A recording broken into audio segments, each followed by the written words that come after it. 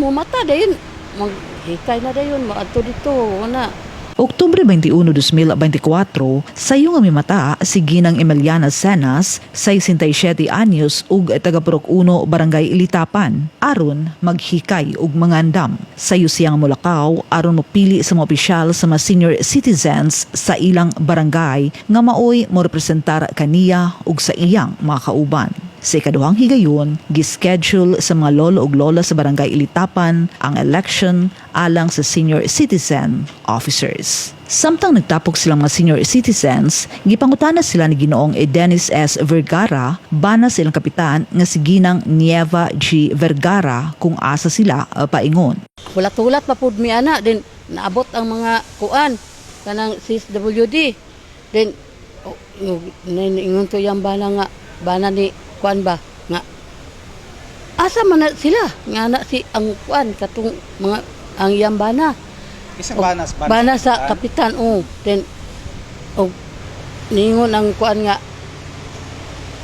kuan magkandak kag eleksyon magubot niyo ni ron nga na then lang pud mi nga na pag sulod nas mga kuan WD kuan na dayon naanas ni kuan ang kapitan ningon na nga aman mo nga na kuan mi magkandak lagi kuan ani kanang eleksyon ang senior na di gyud ko mo sugot ana. Sa dihang nasayran nga mag-elect sila sa senior citizen officers, miingon ang bana sa kapitan nga magubot gayud. Tuod man sa pag-abot sa team gikan sa City Social Welfare and Development kun CSWD office, miabot usab dayon ang kapitana ug mikwestiyon kung kinsang otoridad nga nagtugot sa pagpahigayon sa maong piniliay. Kay matud pa niya, walay komunikasyon sa barangay chairman ang paghimo niini nga kalihukan. Gipahayag usab sa kapitan nga dili nila ma-acknowledge ang bisan unsa man nga organisasyon nga walay acknowledgement sa konseho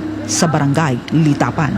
Ingon sa kanan government organization, ang Barangay Senior Citizens Chapter or Association wala na nag-require sa presensya o pagtugot sa punong barangay aron makapahigayon sa eleksyon sa mga opisyal niini. Ug sa paghimo sa eleksyon sa Barangay Ilitapan, gisunod sa asosasyon ang mga guidelines base sa Constitution and Bylaws of the Federation of Senior Citizens Associations of the Philippines o ZAMIS Chapter. Article 9, Section 3. Election in Barangay Senior Citizens Chapter or Association. It shall be in proper coordination and supervision with A. City Social Welfare and Development Office. B.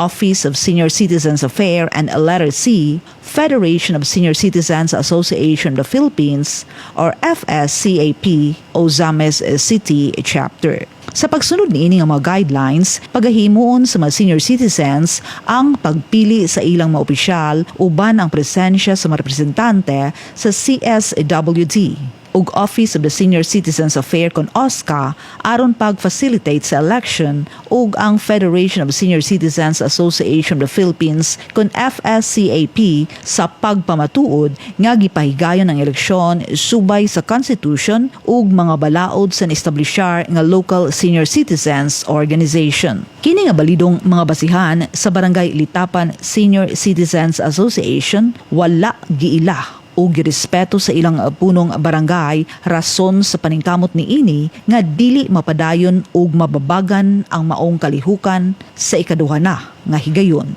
Kaya duman nga una nang gischedule ni atong Setyembre 6, 2024 ang election sa Senior Citizens Association sa Litapan apan wala kini napadayon tungod sa pagbabag ni Kapitan Vergara. Base sa kopya sa police blotter pinatsahan Setyembre 6, 2024 sa may 9:30 sa bundag sa maong adlaw, gipahunong o gibabagan ni Vergara ang Senior Citizens Election nga gipahigayon sa Federation of Senior Citizens kon FSC office sa Barangay Litapan nga gitambungan base sa mando sa balaod sa organisasyon sa OSCA, FSC ug CSWD. Gitausab ni Eneria Largo Tuastumban, Senior Citizens President sa Barangay Ilitapan, nga maoy ma-report sa Ozamis City Police kabahin ni ining insidente nga mihulga pa si Vergara nga i-hold ang budget alang sa kasaulugan sa Senior Citizens Week nga nakaschedule sa unang semana sa Oktubre kung dili makikiusa ang mga senior citizens sa Litapan uban sa barangay. Sumala pa ni Tuastumban, siya o ang uban pang mga sakop sa asosasyon ang nabalakas sa gireport nga pag-abuso sa otoridad ni Vergara. Pagka-Oktubre 21,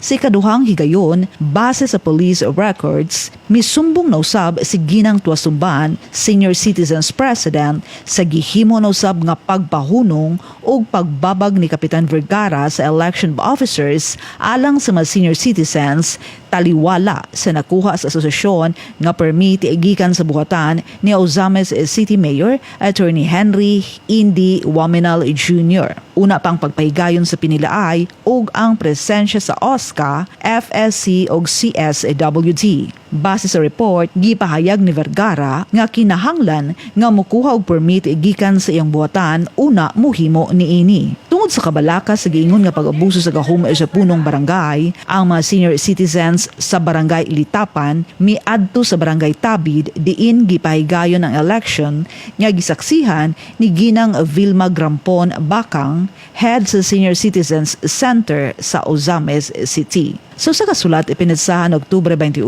2024 nga gipadala ni Litapan Senior Citizens President Eneria Tuasumban ngadto kang Mayor Indy Waminal iyang gisaysay nga tiliwala sa pag-abag sa hintungdang mga buhatan aron mapahigayon ang hapsay ug malinawon nga eleksyon apan makasubo kay tungod sa personal nga interes sa ilang kapitan nga si Vergara, to quote, kay siya mo papel gayud nga siya ang among sundon ilabi na sa pagpili nga mamahimo namong presidente sa among grupo nga naghimong gubot sa eleksyon ug naghatag kalibog sa mga senior citizens. Sa interview sa AONC kan Tuastumban, iyang gibutyag nga gibabaga ni Vergara ang pagpahigayon sa eleksyon kay may kaugalingon kini nga nominee nga mao ang bana niini.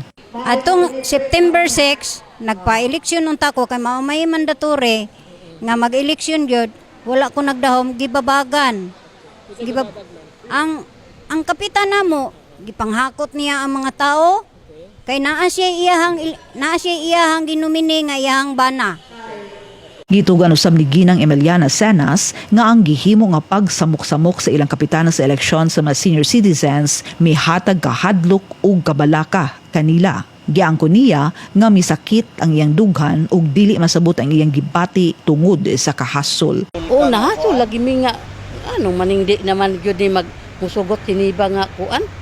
Urag supak yung kay siya nga kuan dayon ang eleksyon sa senior. Nya kami na hasol lagi kaayo kay sa maning kuana kaduhan ng higayon nga di gyud madayon. Adto dito mahasol-hasol na lagi. Murag mo sakit nga kuan na ba di na masabot nga kuan hasol na gotong pa gyud kay hapit na alas 11. Sa laing bahin, si Ginoong Emmanuel Bation, 61 anyos, misaysay nga gihimo nila ang panagtigom o pagpili sa ilang officers sa silingang barangay sa Tabid tungod kay nga dire may nagmeeting kay didto sa among barangay sa Litapan gubot. Way klaro nga amo didtong meeting mo nga dire may nagmeeting sa Tabid. Hasol ang iyang gibuhat kay ngano manghilabot man siya nga wa man siya labot ana. Sumala pa niya, nagkahiusa sila sa ilang katuyuan nga miadto sa barangay Tabid diin napili og gi-re-elect nila ang ilang former senior citizens president nga si Ginang Eneria Tuastumban. Ang amo lang nga insakto ang pag-ari na mo dire nga nagkahiusa me nga sa among katuyuan nga ang among senior citizen nga dili pun taon niya hilabdan. Oh.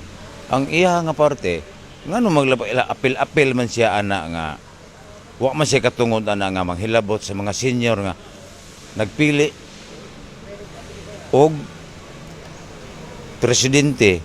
Gusto nila nga ilisan ang among presidente kay sila ay magbuot og 15 ilang i-presidente sa among nga pagka-senior.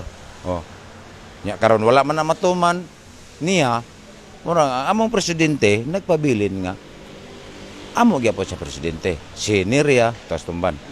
Samtang si Ginoong Avelino Cenas, 70 anyos, misaysay nga nidistorbo gayud siya sa nahitabo nga kasamok sa ilang gipahigayon nga eleksyon sa Litapan. Siyempre, madisturbo gyud. Kay kita sa atoa, bisan tuod hamtong natong kung daghan kitang magimbuhaton sa atoa, gibiyaan na to ang panahon na. Oh, gibiyaan na to para sa importante gidon ta nga kalihukan sa senior citizen. Nya gibiyaan na to itong magimbuhaton, gumikan ana, wala po na dayon na postpone, munang bikil kayo. Butyag niya nga daghan sa iyang makauban, taas na ug pangidaron. Labi na nga ang kasagaran sa atong membro sa senior, taas na yung taon ng uban ug pagidaron, galitson na yung taon og lakaw. Nagayuban nga agakon pagani. Hangyo ni Ginoong Avelino, Kung naluoy ta sa mga kauban na ito nga senior citizen, ang ingnom na ito na pagpagi. Muna ba? Muna nga, sa kuha lang, support na lang ang tata. Kung naglantaw ta sa kayuhan, sa atong barangay labi na sa kapulungan na to sa senior citizen, support na lang yun ang tata. sumpay niya, Nadisturbo kay ko, dili lang ako ra kuwi ang tanan nga mga imbro nga in-transfer dahil mi diri sa barangay na lang gali sa tabi gumikan kay dili gid niya ipadayon ang eleksyon dito sa Litapan gani wala pa kay kasulod ang atong mga bisita sa CSWD. Iyan lang yung babagan da sa gianan. Sama na nagtindugay lang ganin taon. gibutyag usab ni re-elected Litapan Senior Citizens President Edwas Tumban nga sukad na himong kapitan sa Vergara, gihimo ng bodega ang opisina sa senior citizens sa barangay ug wala na sila'y kamitingan. Nagkahiusa mi sa una. Sa 2019, na ako'y opisina. Nindot kaya nga akong opisina na adyud tanan.